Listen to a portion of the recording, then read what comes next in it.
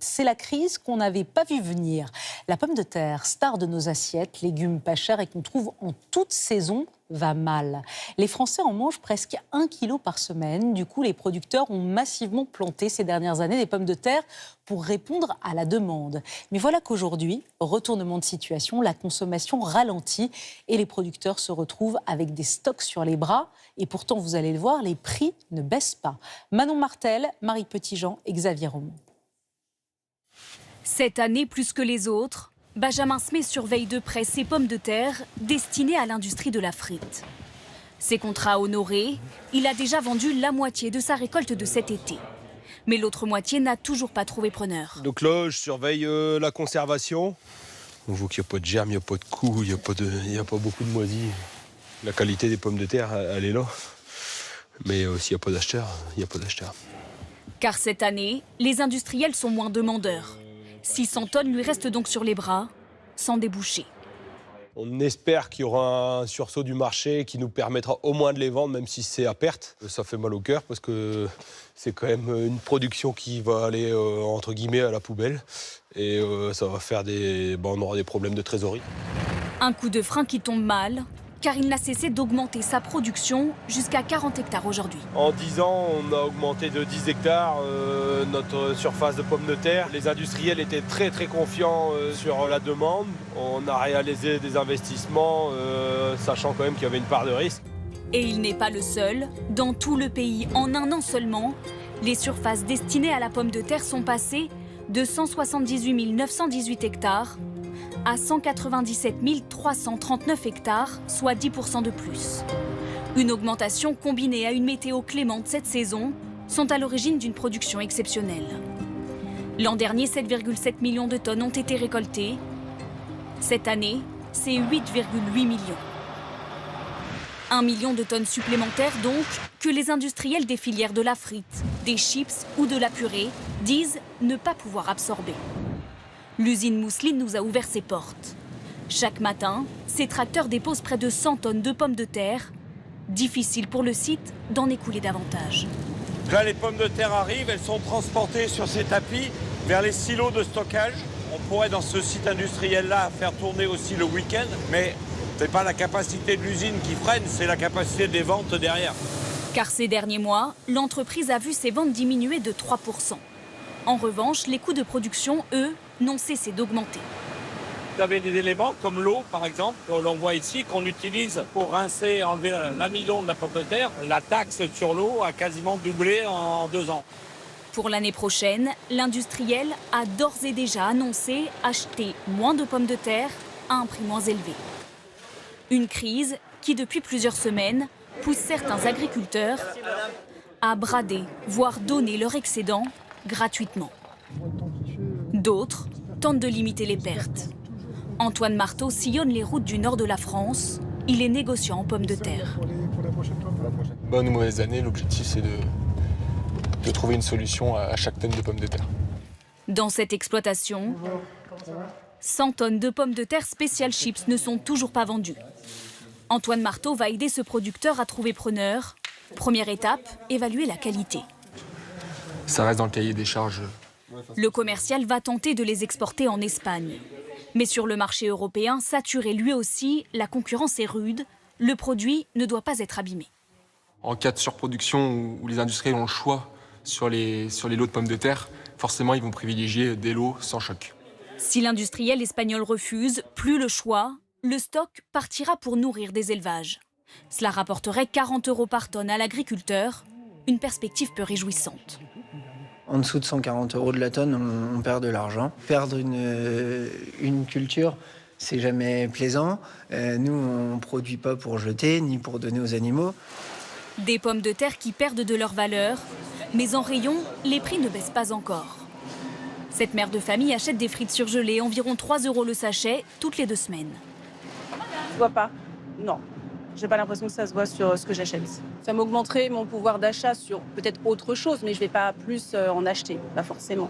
Parce que j'en consomme déjà suffisamment. Car les prix sont fixés 1 an à l'avance, les négociations entre fabricants et grandes distributions sont en cours. Le 1er mars au plus tôt, les produits à base de pommes de terre pourraient commencer à coûter moins cher. Et alors, saviez-vous que les Indiens n'ont découvert les frites que récemment, dans les années 2000, et depuis que c'est une passion culinaire chez eux? Le marché a doublé en 5 ans. Du coup, de plus en plus d'agriculteurs indiens cultivent la pomme de terre et ils l'exportent massivement en piquant au passage des parts de marché aux Européens. Alexandre Porte, Léa Delfoli et Hippolyte Rioux du Cosquer.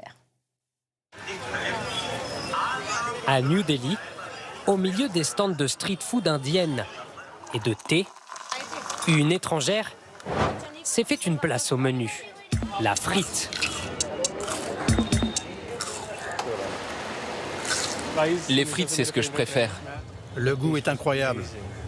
Ce restaurant joue la carte du cliché et propose des frites à la belge. Je vais prendre une petite portion. Une formule qui séduit des clients toujours plus nombreux. On a sauce pili-pili, fromage, paprika et la version épicée, fromage ultra piquant. Et c'est populaire? Oui, très populaire. Ce fast-food en réalité 100% indien a vu son succès exploser, alors que la frite s'est imposée comme un incontournable en Inde. Au début, on en mangeait chez McDonald's. Il n'y a que là-bas qu'on trouvait des frites. Après, les écoles, les cantines ont commencé à en servir. Dans l'école de ma fille, ils font une recette de frites au piment. Arrivées en Inde dans les années 2000 avec les fast-foods occidentaux, les frites se dégustent maintenant à toutes les sauces. Le marché a presque doublé en 5 ans. Avec ce succès, de plus en plus d'agriculteurs font le pari de la frite. Dans l'ouest du pays, les champs s'étendent à perte de vue. Vérifie si elles sont bien plantées. Regarde dans le sillon, il ne faut pas qu'il soit vide. Mehul Patel sème ses derniers plants de pommes de terre de la saison. Auparavant, il produisait différents légumes. Mais il y a 6 ans, il a décidé de consacrer ses récoltes à la production de frites. Un choix plus que gagnant. Avant, il n'y avait pas beaucoup de demandes en pommes de terre ici. Mais maintenant, avec les frites, je cultive presque 10 fois plus de champs. Et surtout, je fais beaucoup plus de profit. Dans cette usine, la production tourne à plein régime. 350 tonnes de frites surgelées sortent chaque jour de cette machine dernier cri. De l'arrivée de la pomme de terre au produit fini, tout est automatisé. Là, elles vont être envoyées dans un bain d'eau chaude pour les cuire. Elles vont être séchées pour retirer l'humidité, puis plongées dans la friture. L'entreprise a quadruplé son chiffre d'affaires en 5 ans. Elle exporte désormais la moitié de sa production. Ces cartons prennent la direction de toute l'Asie et du Moyen-Orient. Son fondateur ne compte pas s'arrêter là. On espère que l'Inde puisse devenir le fournisseur de toute l'Asie. Et comme le volume de frites consommées ici augmente aussi, c'est vraiment une opportunité pour nous d'être capables de répondre à la fois à la demande indienne et internationale. L'année dernière, l'Inde a exporté 130 000 tonnes de frites surgelées dans près de 50 pays dans le monde. Mais les vrais rois de la chips, eh bien, ce sont les Britanniques. Plus gros consommateurs européens, ils en mangent tous les soirs à l'apéro. La chips nature, au fromage, au vinaigre, sauce barbecue ou de 1000 autres façons.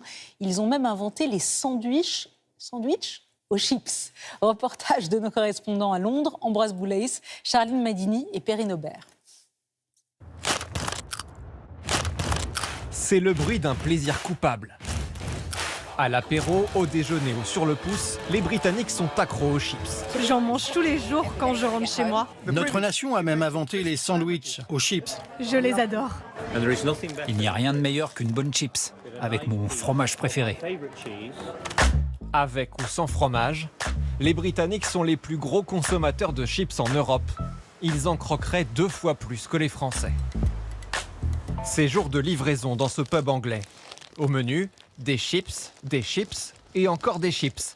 Les meilleurs alliés des débits de boissons. C'est très important. Pour les Français, c'est comme votre saucisson avec votre verre de vin. Pour nous, c'est une bonne façon de déshydrater les gens et leur donner soif à nouveau. Dans ce vaste entrepôt, des chips, du sol au plafond. Chez ce grossiste pour la restauration, Elles représentent la majorité des ventes, bien plus que les sodas et les bonbons. Dans les allées, sel et vinaigre, il y en a une centaine de références et de saveurs. crevettes, canard rôti, jambon et moutarde. Nous avons des clients qui font un festival de la chips. Ils prennent tout ce qu'on a en stock. On a même commandé certains produits spécialement pour eux, juste pour qu'ils puissent avoir un immense buffet de chips. Au Royaume-Uni, ce marché a plus d'1 milliard d'euros à la patate. Il ne cesse de croître, avec des nouveaux venus qui viennent bousculer les marques historiques. Ces deux associés ont lancé leur entreprise il y a 6 ans. Aujourd'hui, ils font frire 40 tonnes de pommes de terre par semaine. Ça, ce sont 40 kilos de patates qui sont découpées, puis plongées dans une huile à 160 degrés.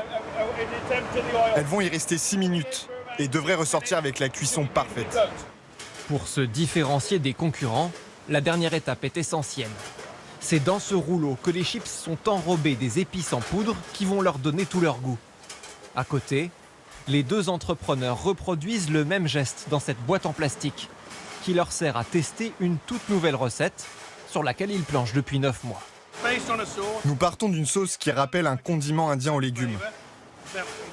Mais c'est encore inédit pour le moment, alors je ne peux pas vous en dire plus.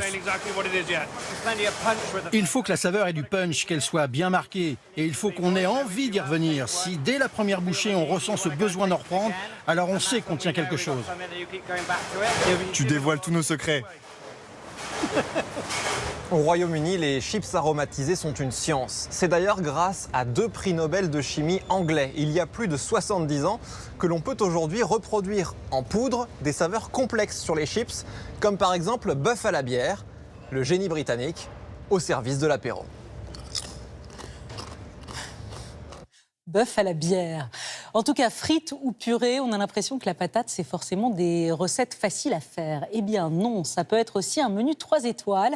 Elle inspire les grands cuisiniers qui la subliment. Regardez ça avec Julie Poirier, Florence Mathieu et Jean-Marie Lequertier. Ronde, blonde, généreuse, la pomme de terre fait tourner les têtes. Chaque Français en consomme près d'1 kilo par semaine et chacun a sa préférence. Les frites ont toujours un succès formidable. Les pommes vapeur avec des filets de hareng, par exemple. Franchement, une bonne purée avec beaucoup de beurre et des saucisses à côté. C'est le meilleur. Sur les réseaux sociaux, les vidéos de recettes se comptent par centaines. J'ai une véritable obsession pour ces pommes de terre écrasées au beurre à guise. Des plus simples aux plus sophistiqués, 1000 astuces. Non mais regardez ce que ça fait. Et autant de recettes. Entrée, plat, caramélisé et même dessert. La pomme de terre se mange à toutes les sauces. Mais c'est dans les plats les plus simples que l'excellence du cuisinier s'exprime. Pour le comprendre, rendons-nous chez l'incontesté roi de la purée, le restaurant du regretté Joël Robuchon. Depuis 40 ans, on y suit la même recette que le chef a accepté de nous partager ce soir. Là, nous, on utilise de la rate, parce que sur la rate, quand on recherche bien le goût de la pomme de terre, on retrouve un petit goût de châtaigne en arrière-goût. Il faut choisir des pommes de terre de taille identique, cuire les pommes de terre avec la peau, bien recouvrir avec l'eau froide et laisser cuire environ 35 à 40 minutes. Et surtout, pas de mixeur. Ça risquerait de la rendre élastique.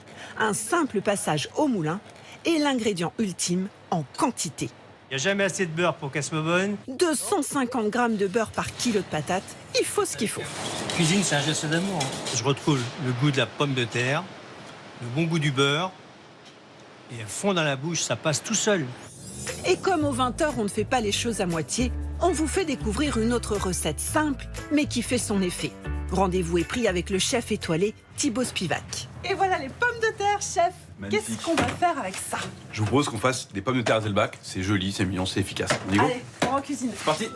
La pomme de terre à Selback, du nom d'une recette suédoise qui commence par un minutieux découpage pour former une sorte d'éventail.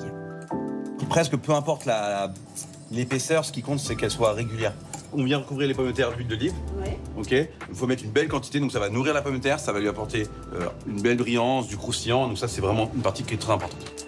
Enfourné à 180 degrés pendant 20 minutes, le temps de préparer l'accompagnement, crème d'ail chorizo et chips de pommes de terre. La pomme de terre, c'est quelque chose qui est assez doux et c'est quelque chose qui va absorber en fait l'aromatique qu'on lui donne.